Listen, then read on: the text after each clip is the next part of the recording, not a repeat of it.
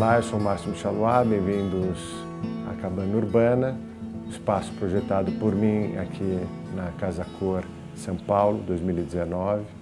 É um espaço com 38 metros quadrados. Pude colocar aqui todos os elementos que eu imaginei que fossem importantes para conseguir essa atmosfera aconchegante, entre eles a lareira da Construflama, que é uma super parceira do estúdio, e o modelo que eu escolhi foi um modelo suspenso, escultural, que tem um design, além de arrojado, moderno, discreto, e se encaixou perfeitamente no meu projeto e trouxe o fogo. Dessa forma eu consegui aí a atmosfera aconchegante de descompressão para que as pessoas pudessem se reconectarem com a natureza.